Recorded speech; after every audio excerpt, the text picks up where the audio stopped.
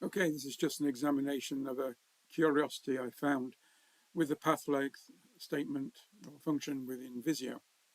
Here I have a line which has got, as you can see, vertices which are being controlled by moving a control point to which each vertex is bound to.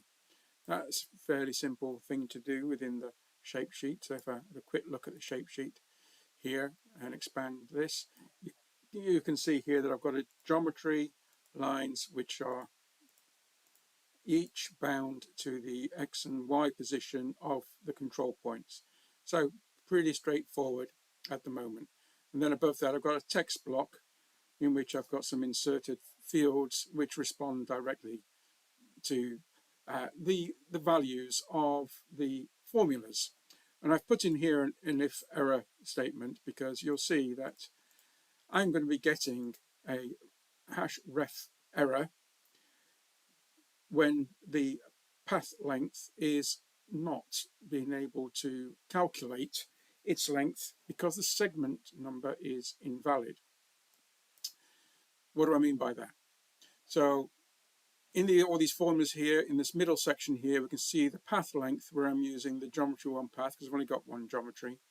And I'm putting in what I thought was the segment number 1, 2, 3, 4, 5. And you can see I'm getting the lengths there.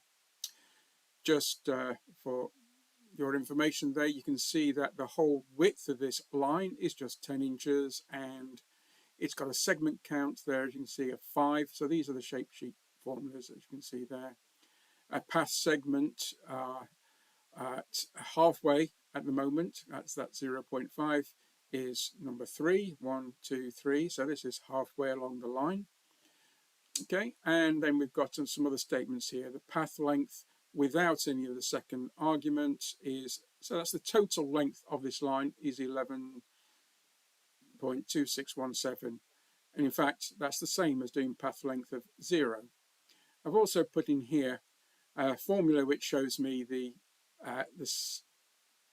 path length of the segment count, and we can see that is 1.956, so that should be 1, 2, 3, 4, 5. That's this length of this line down here.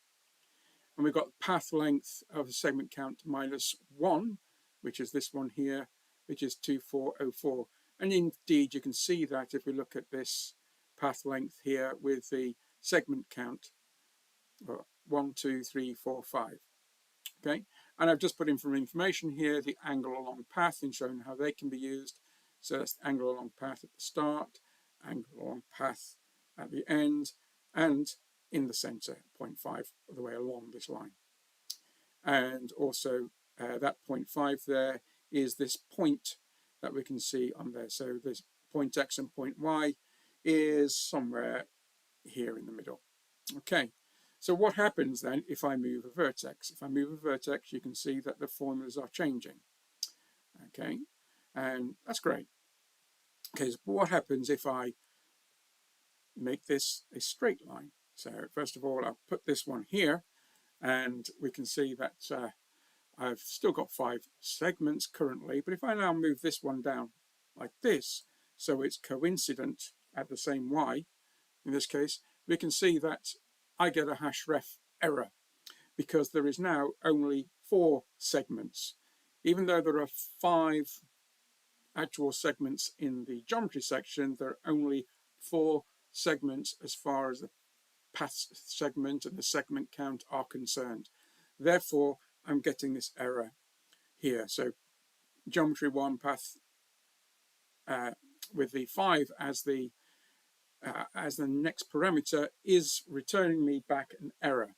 So if I close this up over here, then we can see there is only now 3 segments, and so I can't get the length of segment 4. And if I bring this one down completely to here, we can see that we're only got 1 segment, although there are still 5 rows within the geometry section that are creating lines. So again, if I move that out there, I've now got 3 segments. Therefore, I can get the length of each of those segments, 1, 2, 3.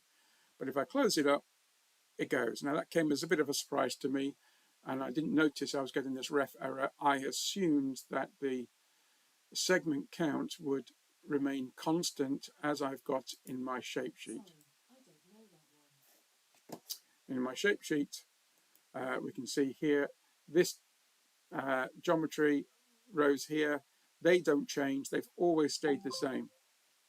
Thank you.